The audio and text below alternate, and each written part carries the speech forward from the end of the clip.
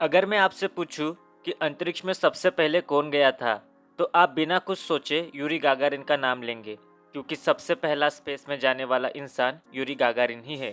पर क्या आप जानते हैं, यूरी गागारिन से भी लगभग 3.5 साल पहले लाइका नाम की फीमेल डॉग अंतरिक्ष में गई और अपने वॉशिंग मशीन जितने बड़े अंतरिक्ष यान में बैठकर पृथ्वी की परिक्रमा करने वाली दुनिया की पहली सजीव बनी।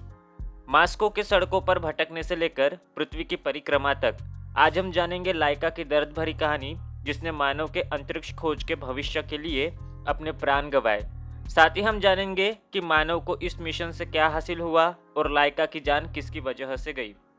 पर उसके पहले मेरे अननोन चैनल को सब्सक्राइब करके बेल आइकन को दबाइए, ताकि जब मैं नए नए वीडियो अपलोड करूं, आप भी इन वीडियो का आस्वाद ले सके।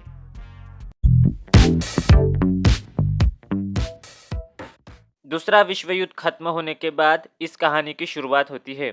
यह वह दौर था जहां दुनिया की दो सबसे बड़ी शक्तियां अमेरिका और सोवियत संघ के बीच स्पेस रेस शुरू हो गई थी। तभी बाजी मारते हुए सोवियत संघ ने 3 नवंबर 1957 को स्पुतनिक 2 स्पेसक्राफ्ट भेजा। इसकी खासियत यह थी कि इसमें एक लाइका नाम की कुतिया थी। यह वो दिन था जब पहली बार किसी जीवित प्राणी को पृथ्वी की ऑर्बिट में भेजा गया था। कुछ वैज्ञानिकों का यह मानना था कि मानव अंतरिक्ष की स्थितियों से बचने में असमर्थ हो सकता है, इसलिए वैज्ञानिकों ने लाइका को इस सुसाइड मिशन पर भेजा। लाइका को उसके शांत स्वभाव की वजह से चुना गया था। दरअसल लाइका एक पालतू नहीं तो एक लावारिस स्ट्रीट डॉग थी। वैज्ञानिकों ने उसे और उसके जैसे कई सारे लावारिस डॉग्स को मास्को की सड़कों से पकड़कर अपने मिशन के लिए लाए। जब लाइका को लाया गया तब वो 3 साल की थी और उसका वजन करीब 6 किलो का था। वैज्ञानिकों ने मेल डॉग्स की जगह फीमेल डॉग्स को मिशन के लिए चुना, क्योंकि उन्हें रहने के लिए कम जगह चाहिए होती है और स्ट्रीट डॉग्स बहुत कम डिमांडिंग पर ज़्यादा कुशल होते हैं। लाइका को जिस स्पुतनिक 2 में बैठकर अंतरिक्ष में जाना था, उसका आकार किसी वॉशिंग मशीन जितना बड़ा था, इसीलिए उसे स्पुतनिक 2 के अंदर खुद को जीवित रखने के लिए प्रशिक्षण देने के मकसद से वैज्ञानिक अदिल्ला कोतोविस्किया ने उसे छोटे छोटे पिंजरों में जीवन जीने की ट्रेनिंग दी थी। साथ ही रॉकेट बनाने की तैयारी भी जोरों पर थी, पर सोवियत लीडर निकिता ख्रुश्चोव चाहते थे कि यह मिशन बोल्शेविक क्रांति की 40वीं जयंती पर लॉन्च हो। उन्होंने वैज्ञानिकों पर दबाव डाला और रॉकेट को जल्दबाजी में बनाकर तैयार किया गया। अब तारीख आई 3 नवंबर 1957। सभी वैज्ञानिक जानते थे कि यह लाइका का वन में विशन है, फिर वह उसे कभी नहीं देख पाएंगे। इसी वजह से वैज्ञानिकों ने लाइका को अंतरिक्ष में भेजने से पहले पूरा प्यार और सम्मान दिया। पूरी टीम ने उसे गुड बाय कहा और नम आंखों से विदाई दी। लाइका की ट्रेनर उसके पास गई, उसे गले लगाते हुए उससे माफ़ी मांगकर अलविदा कहा और लाइका का अंतरिक्ष यान अपनी सफ़र पर निकल पड़ा। अंतरिक्ष में स्पुतनिक 2 की लॉन्चिंग के समय लाइका बहुत डरी हुई थी। उसके दिल की धड़कन और सांसें सामान्य से 3 से 4 गुना तेज चलने लगी। करीब 3 घंटे बाद उसकी हालत सामान्य पर लौटी। स्पुतनिक 2 में बैठकर पृथ्वी के चक्कर लगाने वाली जानवर होने का गौरव प्राप्त किया। बाद में रॉकेट की खामियों की वजह से स्पुतनिक 2 में ओवरहीटिंग शुरू हो गई, जिससे लाइका की मौत हो गई। लाइका की मौत का कारण सोवियत संघ ने 2002 तक पूरी दुनिया से छुपा कर रखा था।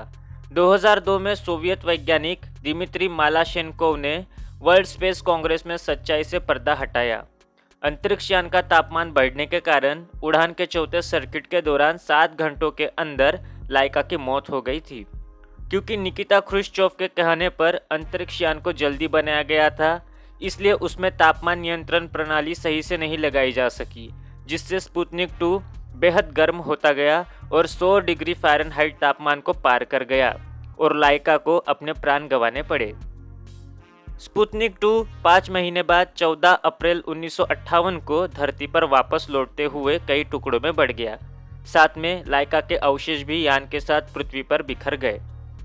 11 अप्रैल 2008 को रूसी अधिकारियों ने लाइका के लिए एक स्मारक बनवाया।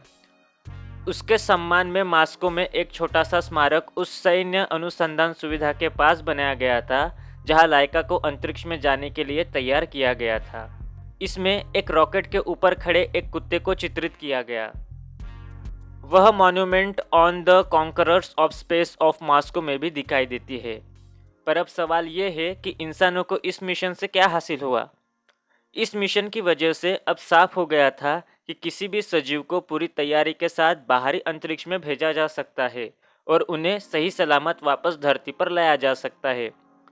तो दोस्तों, यह थी स्पेस डॉग लाइका की कहानी। अगर मेरे वीडियोस आपको पसंद आते हैं तो प्लीज़ मेरे चैनल को सब्सक्राइब करके वीडियो को लाइक कर दो।